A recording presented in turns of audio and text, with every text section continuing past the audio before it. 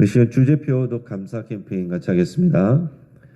감사의 씨를 뿌려 행복의 열매 맺는 교회, 감사의 향기가 되겠습니다. 감사의 꽃을 피우겠습니다. 감사의 열매를 맺겠습니다. 아멘. 묵상 말씀 로마서 12장 3절 우리 세 번 같이 하겠습니다. 내게 주신 은혜로 말미암아 너희 각 사람에게 말하노니 마땅히 생각할 그 이상의 생각을 품지 말고 오직 하나님께서 각 사람에게 나누어 주신 믿음의 분량대로 지혜롭게 생각하라. 내게 주신 은혜로 말미암아 너희 각 사람에게 말하노니 마땅히 생각할 그 이상의 생각을 품지 말고 오직 하나님께서 각 사람에게 나누어 주신 믿음의 분량대로 지혜롭게 생각하라. 내게 주신 은혜로 말미암아 너희 각 사람에게 말하노니 마땅히 생각할 그 이상의 생각을 품지 말고 오직 하나님께서 각 사람에게 나누어 주신 믿음의 분량대로 지혜롭게 생각하라. 아멘. 하나님께서 오늘 우리에게 주시는 말씀은 예레미야서 51장 33절에서 44절까지 말씀입니다. 오늘 본문을 통해서 우리의 신음소리도 응답하시는 하나님, 이런 제목으로 말씀의 은혜를 같이 나누겠습니다. 지난 2003년 대구 지하철 3사 화재 사건이 있었습니다. 그때 많은 사람들이 또 사상자가 났었는데 마지막으로 핸드폰 통화에 또 여러 가지 사연들이 가슴 아프게 또 전해왔습니다. 어느 날 갑자기 어머니에게 딸로부터 전화가 왔습니다. 딸이 핸드폰으로 이렇게 얘기합니다. 엄마, 나 없이 살 수 있어? 뜬금없이 또 딸이 그렇게 하니까 엄마가 의아해하며 말합니다. 무슨 뚱딴지 같은 소리니? 그때 딸이 말했습니다. 엄마, 난 엄마 없이 못 살아. 그래서 엄마보다 먼저 가나 봐. 여기 불이 났는데 문이 안 열려. 엄마 사랑해. 정말 가슴 아픈 일이지만 그래도 그 엄마는 핸드폰 때문에 딸의 마지막 음성을 그렇게 들을 수 있었습니다.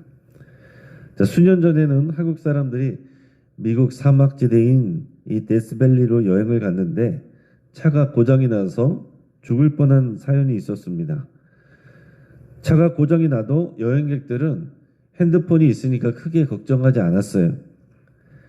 그러나 미국은 땅이 넓어서 우리나라 같지가 않습니다. 사람이 안 사는 곳까지 우리나라처럼 촘촘하게 기지국을 세우지 않았기 때문에 그런 곳에서는 핸드폰이 켜지지 않는 그런 곳이 많습니다. 이렇게 핸드폰이 터지지 않아서 구조대하고 연락이 되질 않았고 이 사막지대에서 고립되어 있는 사람들은 밤인데도 40도가 넘는 그런 사막에서 자기 오줌물을 마시면서 버티다가 결국 17시간 만에 17시간 만에 구조된 그런 사례가 있습니다. 핸드폰만 잘 터졌다면 그런 일이 없었을 텐데 쉽게 구조받았을 텐데 그런 어려움을 당하게 된 것이죠. 이럴 때에 이런 곳에서 핸드폰은 정말 그들에게 생명선과 같습니다. 핸드폰을 생각해 보면 아주 작은 소리도 멀리까지 보내줍니다. 참 놀라운 일이에요. 네, 요즘에는 여러분들이 또 카카오톡을 통해서 또 외국에 나가 있는 우리 자녀들하고도 또 영상으로 이렇게 또 소식을 주고받기도 합니다. 또 이곳에서 말하는 소리가 이 지구 반대편에 있는 곳에 사람의 귀에 들린다는 것, 그게 얼마나 놀라운 일인지 모릅니다. 그러나 말씀드린 것처럼 지역이나 상황에 따라서 제 기능을 못할 때도 있습니다. 하지만 우리는 영적인 핸드폰이 있어요. 기도입니다. 우리 영적인 핸드폰, 하나님께 말씀드리는 영적인 핸드폰, 이 기도입니다. 이 영적인 핸드폰은 송신에 실패가 없습니다. 어떤 시간, 어떤 장소에서도 하나님은 우리의 기도를 정확하게 들으십니다. 전달 사고가 없어요. 뿐만 아니라 우리가 생각 없이 내뱉은 말도 들으시고 제대로 기도하지 않았어도 힘들어서 신음소리만 내도 하나님은 다 들으시고 응답하십니다. 이게 얼마나 우리에게 큰 은혜인지 모릅니다. 어떻게 하면 하나님께서 우리의 기도를 들으실까? 여러분, 다른 종교에서는 신이 우리의 음성을 듣기를 원해서 더 치성을 드리고 제사를 드리고 그렇게 노력을 합니다. 그러나 우리 하나님은 우리의 신음소리에도 응답하신다 하는 겁니다. 오늘 본문을 통해서 우리는 우리의 작은 신음소리도 들으시고 응답하시는 그 하나님을 만날 수 있습니다. 오늘 본문 33절 함께 있습니다. 만군의 여호와 이스라엘의 하나님께서 이와 같이 말씀하시되 딸 바벨론은 때가 이른 타작마당과 같은지라 멀지 않아 추수 때가 이르리라 하시도다. 아멘. 만군의 여호와께서 또 바벨론의 심판을 지금 또 선포하십니다. 그 심판을 비유하는 것이 때가 이른 타작마당 그리고 추수 때라는 그런 표현이, 자, 이 타작마당과 추수는 하나님의 심판을 의미합니다. 자, 들판에 알곡도 있고 쭉정이도 있습니다. 농부는 알곡이 다칠까봐 쭉정이도 내버려 둡니다. 하지만 추수 때가 되면 모든 알곡과 쭉정이를 함께 추수하여서 타작마당에 쌓아놓습니다.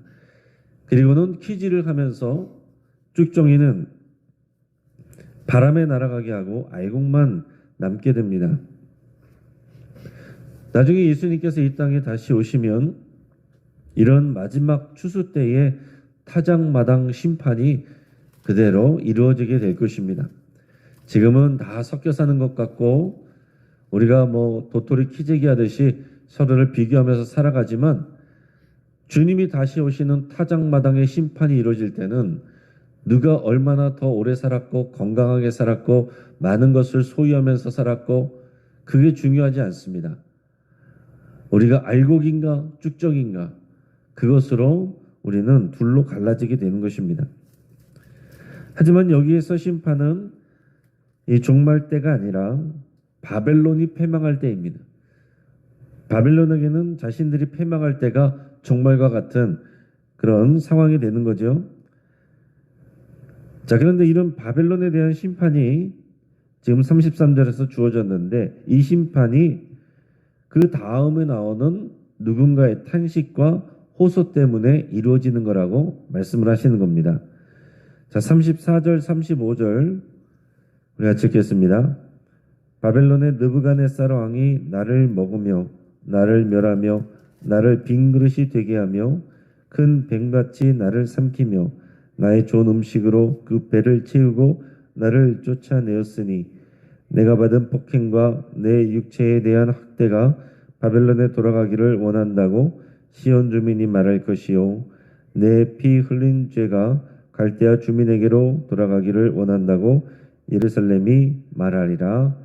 아멘. 자, 여기서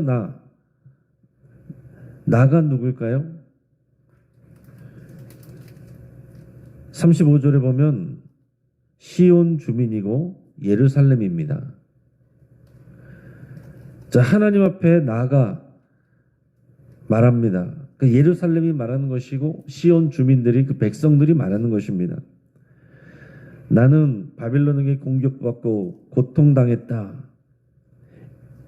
이 고백은 예루살렘 주민들의 탄식과 신음소리, 바벨론에게 공격받고 고통당하는 이 하나님의 백성들의 신음소리란 얘기입니다. 바벨론의 느부갓네살 왕은 나를 먹으며 그 예루살렘을 먹는 거죠. 나를 멸하며 빈 그릇이 되도록 이렇게 노략질했다 그랬습니다.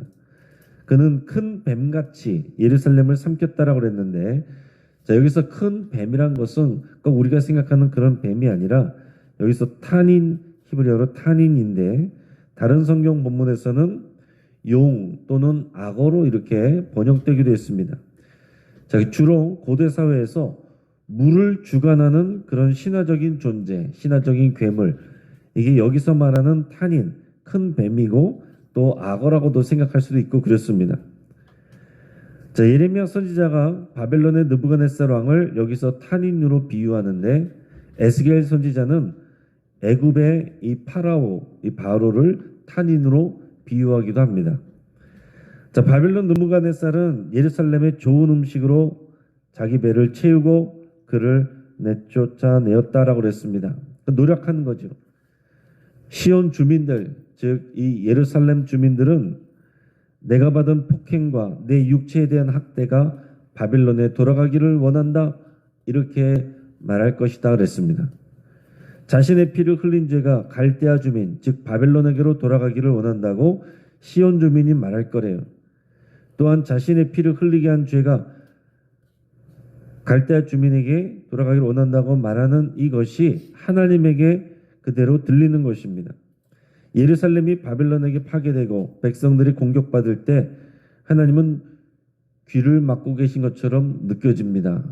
바벨론이 멸망할 때 하나님께서는 그것을 당연하게 여기는 것처럼 우리가 다른 성경의 본문을 통해서 읽을 때는 하나님께서 너무나도 차갑고 또 냉철하게 느껴집니다. 하나님께서 그런 고통을 보아도 보지 않으시고 들어도 듣지 않으신 것처럼, 귀를 막고 계신 것처럼 그렇게 너무나도 차갑게 다가오는 하나님의 모습이 있는데, 그러나 여기서 보면 그렇게 끌려가고 고통받으면서 하나님의 징계를 받는 것이지만 하나님의 백성들이 고통하고 신음할 때 하나님께서 들으신다는 얘기입니다. 하나님께서 그 음성을 들으시고 그들의 기도에, 그들의 탄식에, 그들의 신음에 응답하셔서 바벨론에게 심판을 내린다고 말씀하셨다는 얘기예요.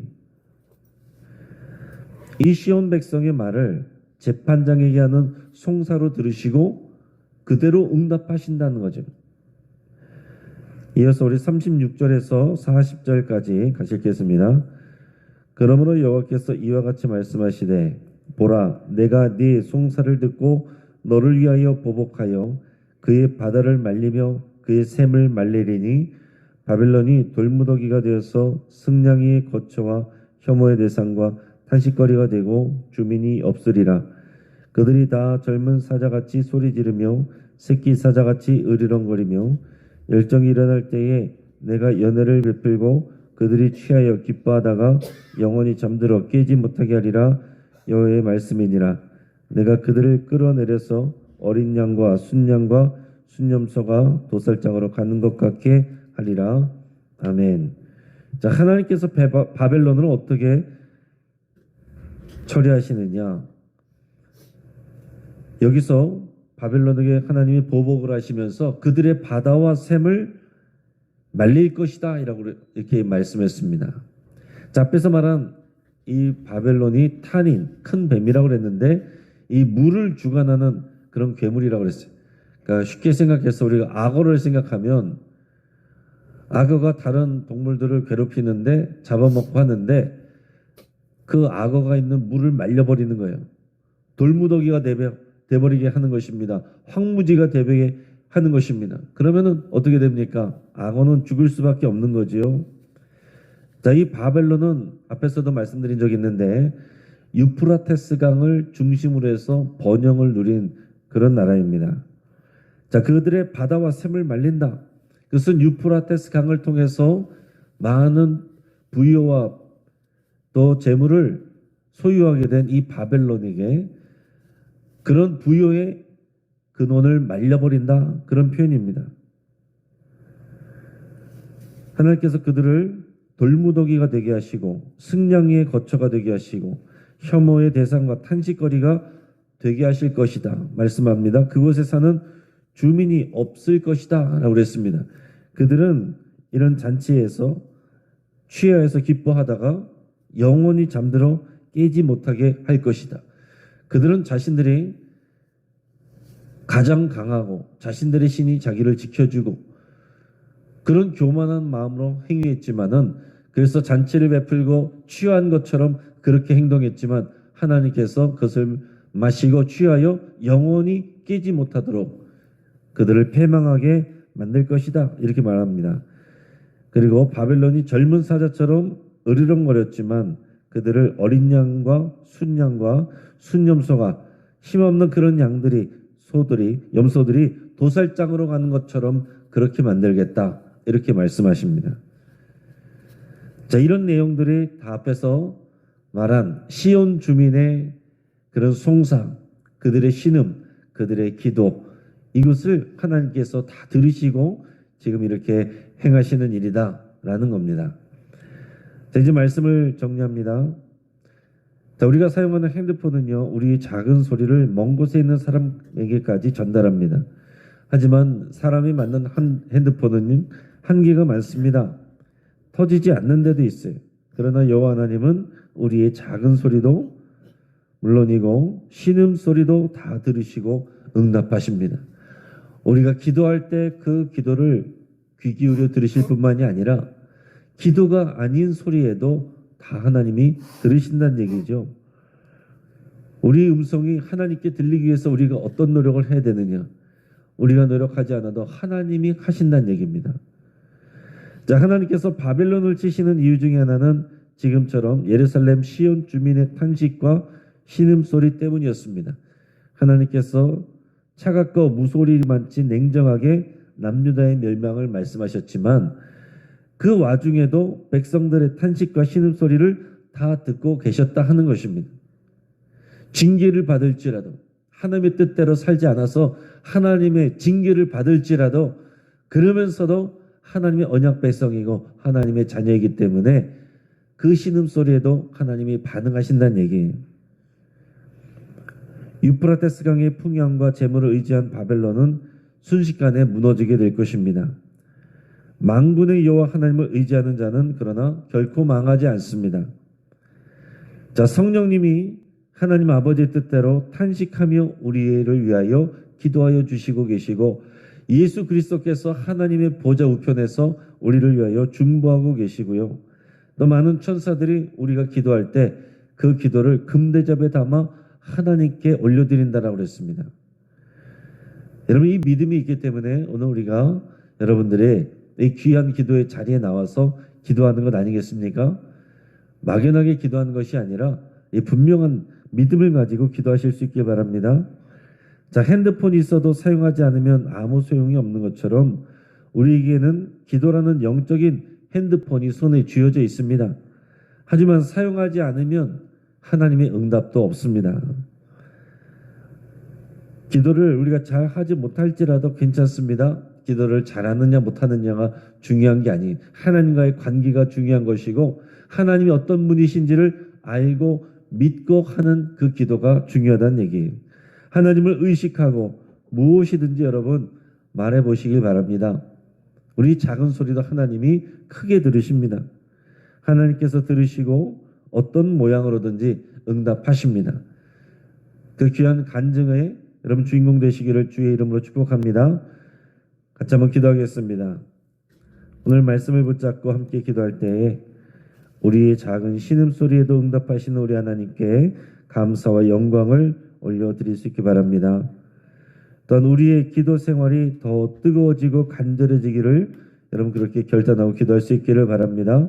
기도하는 것을 쉬지 않기로 우리의 간절한 마음으로 하나님 앞에 기도함으로 나가기로 그렇게 기도하시고 또 우리의 기도를 약하게 만드는 바다와 샘, 내가 하나님의 아니라 나를 풍요롭게 만든다고 생각하며 내가 의지하는 그 바다와 샘이 누구에게나 다 있습니다.